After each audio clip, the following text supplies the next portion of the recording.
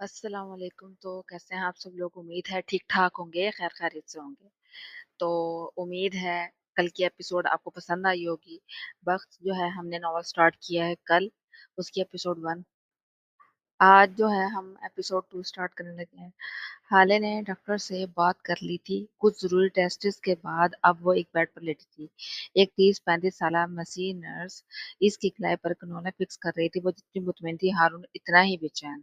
आराम से लगाओ, तुमने तो बाजू सुर्ख कर दिया। इसका वो नर्स को झिड़क रहा था। सर आप लगा लें, आकर अपनी बहन की इतनी फिक्र हो रही है। वो नर्स शदीद को ज्यादा नजर आती थी। हाले ने अपनी मुस्कुराहट दबाई थी। तुम मुझे सिखाओगी? बहन नहीं है ये मेरी, समझी तुम काम करो अपना, यहाँ लोगों के रिश्ते ना बनाने लग जाओ।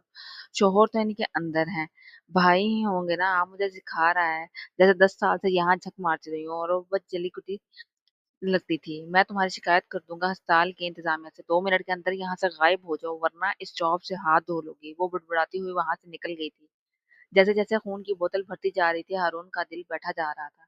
यार ये तो बहुत ज्यादा भर गई है, अब क्या सारा खून निकाल लेंगे? नर्स चलो अब इसको हटाओ भी, तुम लोग तो कसाई ही बन गए हो। हारून प्लीज, तुम चुप करके नहीं बैठ सकते? हाले को कोफ्त हुई थी, लेकिन जवाब न डाले। ये भी एक अंदाज था कि वह नाराज है। इससे करीब 1 घंटे बाद हारून तने हुए तासरात के साथ हाले के साथ चलता हुआ अपनी कार तक आया था। हाले को कार में बिठाने के बाद वो ड्राइविंग सीट पर आकर बैठा था और हाले भी खामोशी से बैठ चुकी थी।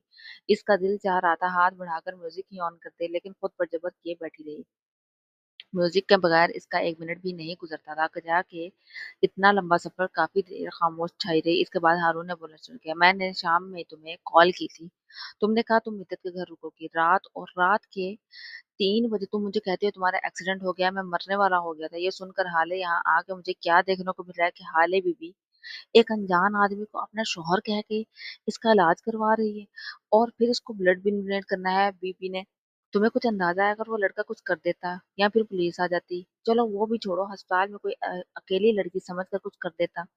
हाले हर कोई भरोसे के काबिल नहीं होता, तुम्हें पता है। पूरा रास्ता तुम्हारी सलामती की दुआएं करता आया हूँ मैं, और तुम। अच्छा अब बस करो, वो मेरी बात और मेरी सुनो। हाले जैसे बोर हो चुकी थी इस तकरीर से। मैंने जब इसको सड़क पर देखा, पहले मैं वाकई डर गई थी। तुम सबका ख्याल भी आया था, ये भी सोचा था कि ये वो मेरे साथ बुरा कर सकता है, लेकिन सिर्फ 2 मिनट के लिए मैं खुद को इसकी जगह पर रखा और बस इसकी मदद करने का फैसला कर लिया। और ब्लड डोनेट करना सवाब है, और अगर तुमने एक लफ्ज भी कहा और कहा तो मैं कार से उतर जाऊंगी और आइंदा कभी तुम्हें मदद के लिए नहीं बुलाऊंगी। अच्छा अच्छा बस। वो अब इसकी बात काटते हुए बोला, ज्यादा झांसी की रानी बनने की जरूरत नहीं है बड़ी आई। तुम्हें पता है, आई एम स्टिल शॉक्ड यार। तुम इसका खून देख के भी नहीं डरी? अब तुम चुप करोगे या मैं खुद यहाँ से कूद जाऊं? रिलैक्स। अच्छा ये बताओ अब इसका क्या करना है? क्या मतलब क्या करना है? इसका इलाज होकर वो चला जाएगा जहां से आया था? तुमने इसकी बिल्स तो क्लियर कर दी है ना? अब इतना भी कंगला नहीं हूं मैं। इसकी बात पर वो हल्का सा हंसी थी। इसे हंसते देखकर हारून भी मुस्कुराया था। कहाँ छोड़ूं, अपने घर या मित्र के घर छोड़ दी? इस वक्त जाओगी बुरा नहीं लगेगा? आज सारी रात जागने का इरादा था, वहां तो कोई मसला नहीं होगा। अभी तक सब शुगर लगा रहे होंगे। मैंने मैसेज करके पूछ लिया है। तुम वीक तो नहीं फील कर रही? मैं नहीं, मैं ठीक हूँ। एनर्जी ड्रिंक काम दिखा रही है। वैसे तुमने इसको अपना शौहर क्यों कहा? अभी तक दिल चल रहा है मेरा। वो अपने चेहरे के जावे बिगाड़ के बोला था। वो हैंडसम ही इतना था। हाले मुस्कुराहट दबा कर बोली थी। बदले में हारून ने उसको घूरी से नवाजा। बको मत यार, मैं क्या बोलती, मुझे पता था वो इसको ऐसे एडमिट ना करते कभी। बेचारा बहुत जख्मी था। रहम आ गया मुझे। इतने में वो मित्र के घर पहुंच चुके थे। कल आना मेहंदी पे होकर। तुमने आज बहुत गलत किया है, मैं इस बारे में तुमसे कल बात करूंगा। माफ नहीं किया मैंने। अंदर जाओ, सुबह लेने आऊंगा मैं अच्छा सुबह वक्त पे आ जाना, अस्पताल चलेंगे। मैं उसको देखना चाहती हूँ। मैं टांगे तोड़ दूंगा। वो रोया था। अच्छा अच्छा देख लूंगी तुम्हें, सुबह 10 बजे आ जाना। फिर बगैर से कोई बात सुने हाले गेट के अंदर चली गई। वो भी ठंडी सांसें भरता गाड़ी में जा बैठा था। अब ये तो तय था कि सुबह 10 बजे हारून शायद आएगा और हाले को अस्पताल ले जाएगा। फजर की अजान हो चुकी थी।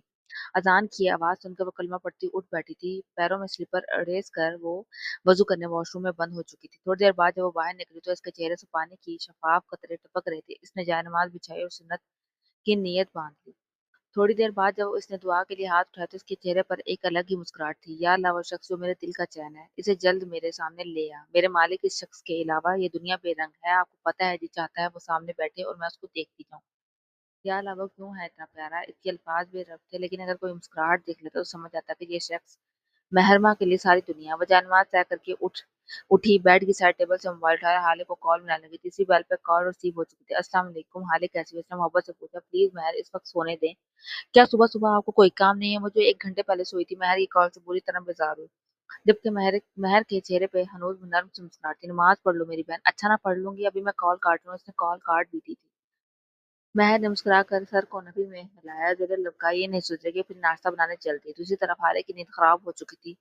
वो तब तक अजान को नजरअंदाज करती थी जब तक अम्मा या महर में से कोई नमाज पढ़ने का ना कहते। जैसे ही किसी ने कह दिया लो जी हाले का सुकून गारत हो गया, अब जब तक वो नमाज ना पढ़ लेती उसको सुकून ना आता। इसलिए मंदी मंदी आंखों से उठी और बाथरूम की तरफ चलती। बाहर से आता म्यूजिक का शोर भी जरा देर को थमा था। वजू करके उसने नमाज पढ़ी। इसकी नमाज बहुत लंबी होती थी। वो नहीं पढ़ती थी तो नहीं पढ़ती, लेकिन जब पढ़ने पड़ी होती तो बहुत ही खुशू खुजू के साथ पढ़ती थी। दुआ मांग के जब वो उठी से बेख्तियार रात वाला वाकया याद आया तो झुर्री लेकर इसने सर को झटका। फ्रेश होने चल दी, क्योंकि नहीं तो अब आनी ही नहीं थी। मामा नाश्ता तैयार है। मेहरमा ने किचन में आते हसीना बेगम को इतला दी थी। हाले का फोन आया था क्या? उन्होंने पूछा। जी मामा, इससे बात हो गई है। अच्छा, कब तक आ रही है वो? शाम तक आ जाएगी। क्यों शाम तक? क्यों अभी क्यों नहीं आ रही? रात को तो रुक ली वहां। अब और क्या चाहिए मामा? चले नाश्ता करते हैं फिर बात करेंगे। मैं उनको बहलाते हुए बोली तो फिर वाकई इनका ध्यान इस बात से हटा गई थी। यूसुफ सुल्तान अपने इलाके के जिम्मेदार थे। इनकी शादी इनकी कजन रिफत आरा से हुई थी, जब जिससे इनकी 3 औलादें थी। सबसे बड़े मिराज सुल्तान, दूसरे शम्स सुल्तान और सबसे छोटी बहन बेटी नगीन सुल्तान थी, जिसकी पैदाइश के वक्त इनकी बीवी की वफात हो गई थी। इनकी वफात के बाद उन्होंने दूसरी शादी नहीं की, जबकि इनके बच्चे भी काफी छोटे थे। इनकी सारी औलादों में तो 2-2 साल का की उम्र का फ़र्क था। यूसुफ सुल्तान ने इनकी परवरिश बहुत मुश्किल मगर बहुत अच्छे तरीके से की थी। इनकी पढ़ाई और तरबियत से लेकर इनकी शादियों तक उन्होंने कभी भी अपनी मर्ज़ी मुसल्लत नहीं की थी, सिवाय नगीन की शादी के मामले में। मिराज सुल्तान ने अपनी पसंद की शादी की थी, हसीना बलितान से पसंद से की थी। शम्स सुल्तान की पसंद फरवा बेगम थी, जो कि नगीन की बेस्ट फ्रेंड थी। लेकिन शादी से पहले तक जैसे ही इनकी शम्स से शादी हुई, नगीन ने इनको भाभी तो क्या दोस्त मानने से भी इनकार कर दिया। यूसुफ सुल्तान ने अपने दोनों बेटों की शादी उन्होंने साथ ही की थी। हसीना बहुत अच्छी बीवी और बहू साबित हुई थी और बहुत साबिर शाकिर थी। अल्लाह ने उनको शादी के 10 साल बाद औलाद जैसी नेमत से नवाजा तो जहाँ सुल्तान मंजिल में खुशी की एक लहर दौड़ गई थी, वहीं फरवा बेगम तैश में आ चुकी थी। हालांकि अल्लाह ने उनको शादी के पहले साल इस बेर सुल्तान से नवाज दिया था। हसीना जितनी नरमिजाज, फरवा इतनी अकड़, बदतमीज और काया थी। मिराज सुल्तान की बेटी मिराज सुल्तान की बड़ी बेटी हाले सुल्तान, जिसकी उम्र 21 साल थी, इंग्लिश में मास्टर्स कर रही थी, और बेटा हसन सुल्तान, जिसकी उम्र 16 साल थी, जो कि मैट्रिक कर रहा था। शम्स का बेटा फिर बीबीए करके दादा के कारोबार को आगे बढ़ा रहा था, जिसकी उम्र 30 साल थी। यूसुफ सुल्तान की जान बसती थी अपने पोते सफीर और पोती हाले सुल्तान में। वो कहते थे कि सफीर इनकी आंखों की ठंडक है तो हाले इनके दिल का चैन है। वो जब जब सफीर और हाले को देखते हैं इनको सेहरा खून बढ़ जाता है। हसन जब भी ये मोहब्बत के मुजाहरे देखता मुंह बना कर कहता है, हाँ मैं ही एक सचेला हूँ इस घर में। और यूसुफ साहब मुस्कुरा देते थे। यूसुफ साहब की सबसे छोटी और महबूब औलाद नगीन सुल्तान ने मोहब्बत की शादी की थी। यूसुफ सुल्तान ने बहुत मुखालफत की, गुस्सा मिन्नत समाजत किया, जो उन्होंने नहीं करके देखा था, लेकिन वो डटी रही। आखिरकार यूसुफ सुल्तान की जिंदगी आगे हार गए और इनकी शादी वहाज खान से हो गई। नगीन सुल्तान ने वहाज के साथ सिर्फ चंद महीने सुकून से गुजारे थे, फिर लड़ाई झगड़ा, यहाँ तक कि वो नाजुक पली लड़की को जानवरों की तरह मारने से भी गुरेज नहीं करते थे। और फिर आखिरकार 1.5 साल बाद नगीन की सुल्तान तलाक का काबिल एक बेटी मेहरमा वहाज के साथ एक बार फिर सुल्तान मंजिल आ गई थी। दरअसल वहाज शराब और जुआ का आदी थे। नगीन सुल्तान की सूरत इनको एक ब्लैंक चेक मिल गया था। शादी के कुछ माह तक नगीन इनको रकम देते, लेकिन जो ही इनकी जमा पूंजी खत्म हुई, लड़ाई झगड़े शुरू हो गए थे। जिस मोहब्बत के लिए वो अपने भाई और बाप को छोड़कर घर आई थी, वो तो शायद कहीं दूर जा सोई थी। कभी-कभी वो सोचती थी, क्या मोहब्बत इतनी जल्दी खत्म हो जाती है? क्या वहाज के लिए वो बस पैसे देने वाली मशीन थी? क्या उन्होंने बाबा को नाराज करके गलत किया? क्या ये सब एक सजा है? और अगर सजा है तो कब खत्म होगी?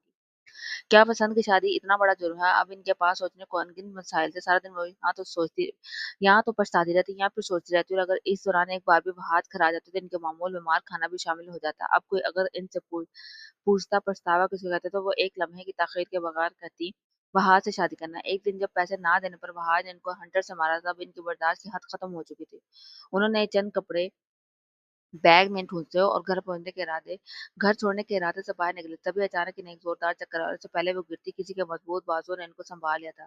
जब इनको होश आया तो खुद को अस्पताल के बेड पे पाया। पास ही यूसुफ सुल्तान बैठे फिक्रमंदी से अपनी औलाद को देख रहे थे। इस औलाद से उन्होंने सबसे ज्यादा मोहब्बत की थी। इसे देख देख कर वो जीते थे। खानदान में कोई ऐसा घर नहीं था जहाँ से नगीन सुल्तान का रिश्ता ना आया। इनकी खूबसूरती के खानदान में चर्चे थे, लेकिन उन्होंने क्या किया अपने साथ?